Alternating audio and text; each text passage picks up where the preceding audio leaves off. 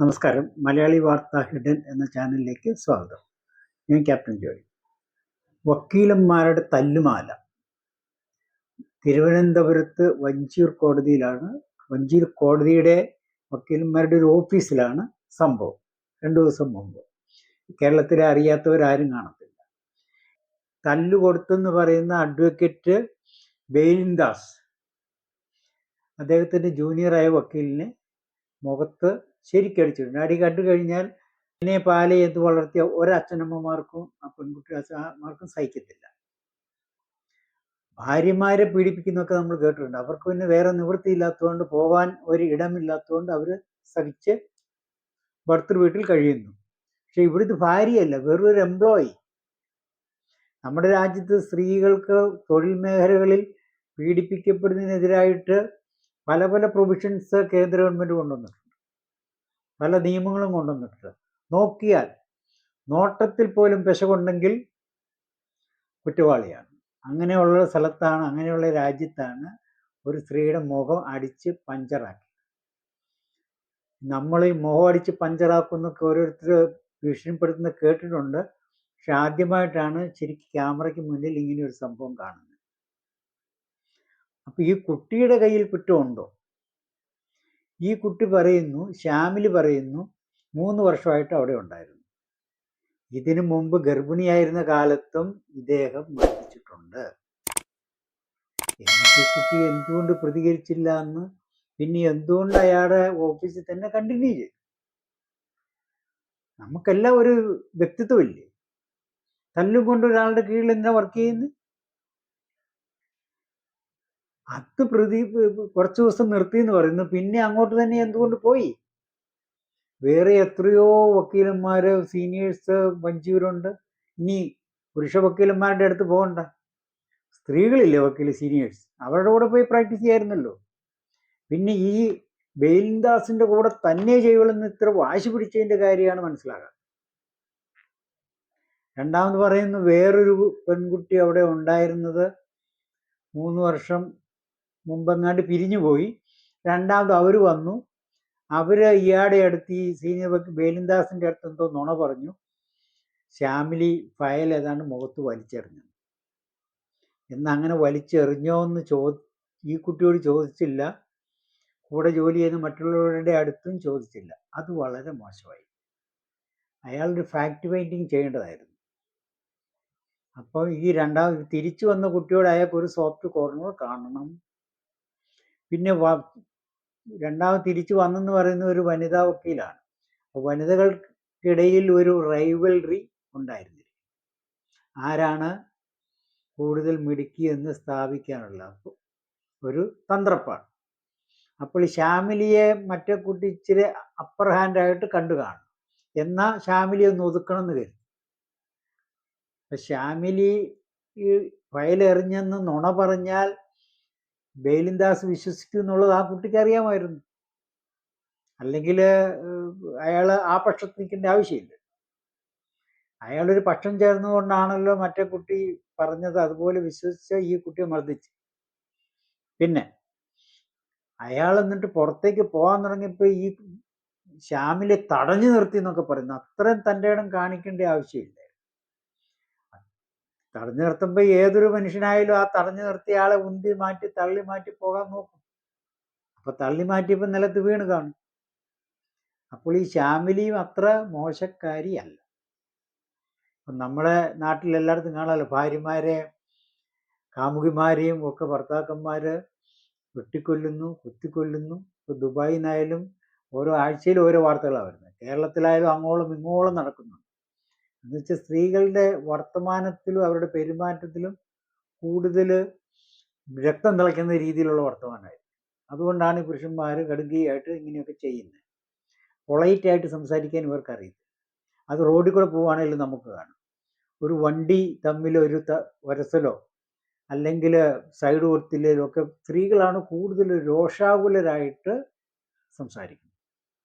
ഇപ്പം ഇന്നലെ കണ്ടില്ലേ, കൊച്ചി എയർപോർട്ടിൽ നിന്ന് വരുന്ന വഴിക്ക് അവിടുത്തെ ഒരു എംപ്ലോയി ഐവിനെ CISF പോലീസ് ഉദ്യോഗസ്ഥർ വണ്ടി ഇടിച്ചു വന്നു. അവിടെയും ചെറിയൊരു ഒരസിലേ വന്നുള്ളൂ. ആ തർക്കത്തിന്റെ രീതിയാണ് മറ്റുള്ള ഒരു കക്ഷിയെ കോപാകുലരാക്കുന്നത്.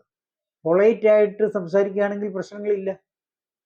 ഇന്ന് വേറൊരു സീൻ കണ്ടില്ലേ, തിരുവനന്തപുരത്ത് റോഡിലിട്ട് 10-15 പേര് കൂടി ഒരുത്തിനെ എടുത്തിട്ടടി. എന്നുവെച്ചാൽ ആർക്കും ക്ഷമിക്കാൻ പറ്റുന്നില്ല. എന്നുവെച്ചാൽ നമ്മുടെ വർത്തമാനത്തിന്റെ രീതിയാണ്. പൊളൈറ്റ് ആയിട്ട് എളിമയോടുകൂടി സംസാരിച്ച ആർക്കും തല്ലാൻ വരുന്നതും പോലും തല്ലത്തില്ല. ഈ കുട്ടി ഇച്ചിരി തൻ്റെ ഇടത്തോടു കൂടിയും ഇച്ചിരി അതിക്രമത്തോടു കൂടിയും ആയിരിക്കണം ബെയിലിൻദാസിനോട് പെരുമാറിയത്. അതുകൊണ്ടാണ് ബെയിലിൻദാസ് അത്ര അടിച്ചത്. പക്ഷെ ഇത് ഇച്ചിരി കൂടിയ അടിയായി. ഒരു തവണയല്ല പലതവണ അടിച്ചെന്നാണ്. പിന്നെ കടക്കൂപ്പുറത്ത് നീ നാളെ തൊട്ട് വരണ്ടെന്ന് പറയാനുള്ള അധികാരം അയാൾക്കുണ്ട്. അയാളല്ലേ അവിടെ ജോലി കൊടുത്തിരിക്കുന്നു. ഇത് വലിയ അപ്പോയിൻമെന്റ് ഓർഡർ ഇഷ്യൂ ചെയ്തിട്ടുള്ള ജോലിയൊന്നും അല്ല. അപ്പം നമുക്ക് കൂടെ നിർത്തുന്ന ഒരു പണിക്കാരനെ നമ്മൾ ഡെയിലി ബേസിൽ വീട്ടിൽ പണിക്ക് വരും. പണി ഇഷ്ടപ്പെട്ടില്ല, നാളെ തൊട്ട് നീ വരണ്ടെന്ന് പറയും. അത് ചോദ്യം ചെയ്യേണ്ട ആവശ്യം എന്തായിരിക്കുന്നു? ഉടനെ അത് ചോദ്യം ചെയ്യാൻ പോയി. ഇപ്പൊ നമ്മുടെ മുഖ്യമന്ത്രി പിണറായി വിജയൻ തന്നെ പറഞ്ഞിട്ടില്ലേ പത്രക്കാരുടെ കടക്കൂ പുറത്ത്. എന്നിട്ട് ഇവരാരേലും എന്തിനാ ഞങ്ങളോട് കടക്കൂ പുറത്തൊന്നും തിരിച്ച് ചോദ്യം ചെയ്തു? അതിനുള്ള ധൈര്യമില്ലേ? ഞങ്ങൾ പത്രപ്രവർത്തകരല്ലേ, ഞങ്ങളെ അങ്ങനെ പുറത്ത് ഇറക്കി വിടാവോ? അപ്പൊ ഇത് അയാളുടെ മൗലികാവകാശമാണ് അവൾക്ക് ഇഷ്ടമില്ലാത്തവർ അയാളുടെ ഓഫീസിൽ വർക്ക് ചെയ്യാൻ അനുവദിക്കാതിരിക്കുക.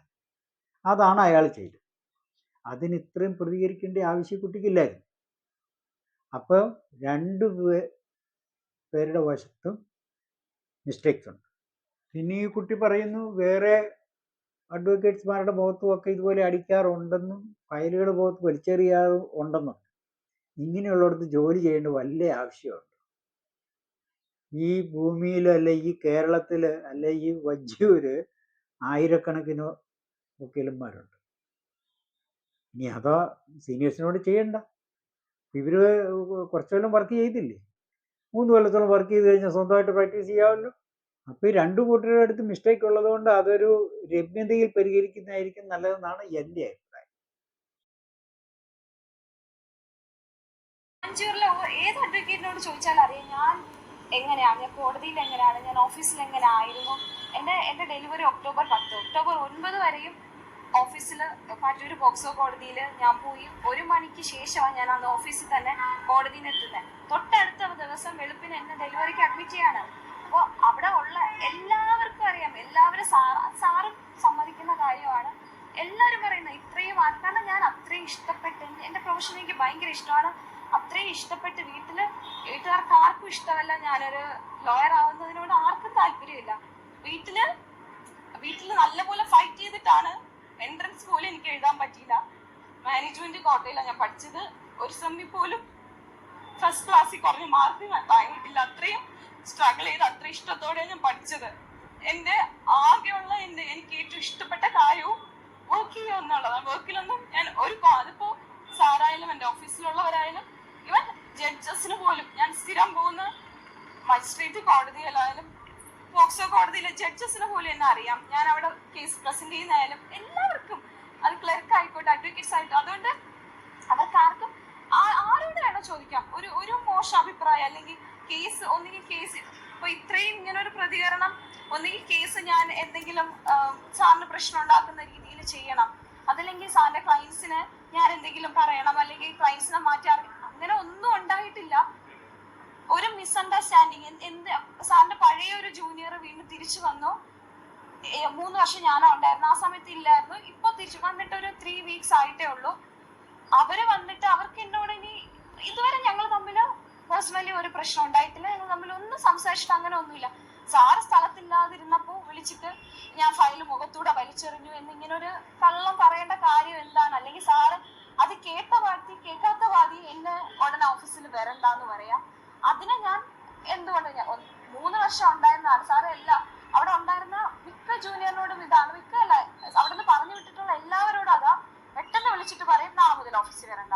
അവരൊക്കെ പേടിച്ചിട്ട് ഓക്കെ നിർത്തും. ഇപ്പൊ ഞാൻ 3 വർഷം ഉണ്ടായി, എനിക്കറിയണം എന്ത് കാരണത്താലാണ് എന്നെ പിരിച്ചു വിട്ടതെന്നുള്ളത്. അത് ഞാൻ ചോദിച്ചു. ഞാൻ പറഞ്ഞു ഓക്കെ, അത് സാറ് ഒത്തിരി സോറി പറഞ്ഞു, അമ്മയെ വിളിക്കാം ഹസ്ബൻഡിനെ വിളിക്കാം എന്നൊക്കെ പറഞ്ഞതിന്റെ ബേസിസിലാണ് ഞാൻ തിരിച്ച് ഓഫീസിൽ പോയത് എൻ്റെ അമ്മ പറഞ്ഞിട്ടാണ്. ഞാൻ പറയുവാ ഞാൻ പോകുന്നില്ല, ഞാനിനി CA പഠിക്കാൻ പോവാ, എനിക്കിനി അത്ര ഇഷ്ടപ്പെട്ട് വന്ന പ്രൊഫഷനാണ്. എന്നിട്ട് പോലും ഞാൻ അതിന് എനിക്ക് വേണ്ട, ഞാൻ CA പഠിച്ചോളാം, എനിക്കിനി പ്രാക്ടീസ് ചെയ്യേണ്ടെന്ന് പറഞ്ഞിരുന്നിട്ടും അമ്മയുടെ നിർബന്ധത്തിൽ ഞാൻ തിരിച്ച് ഓഫീസിൽ വന്നപ്പോഴാണ് ഈ അഡ്വക്കേറ്റ് മിഥുനെയാണ് ഓക്കെ സാറിനോട് ഇങ്ങനത്തെ ഒരു നുണ പറഞ്ഞത്. അത് പറഞ്ഞത് ഓക്കെ, അത് അവരുടെ ക്യാരക്ടർ, അവരെനിക്കെതിരെ പറഞ്ഞു. പക്ഷെ അതിലെന്തെങ്കിലും ഒരു സത്യാവസ്ഥ ഉണ്ടോ എന്നുള്ള കാര്യം സാർ അന്വേഷിച്ചില്ല. എന്നോടൊന്നല്ല, ഓഫീസിലെ മറ്റൊരു സ്റ്റാഫിനോട് ഇതിനെക്കുറിച്ച് ഒന്നും ചോദിക്കാതെ പെട്ടെന്ന് എന്നോട് നാളെ മുതൽ വരണ്ട. അതേ വീഡിയോ ഇഷ്ടപ്പെട്ടെങ്കിൽ സബ്സ്ക്രൈബ് ചെയ്യണം, ലൈക്ക് ചെയ്യണം, ഷെയർ ചെയ്യണം. ഞാൻ ക്യാപ്റ്റൻ ജോയ്.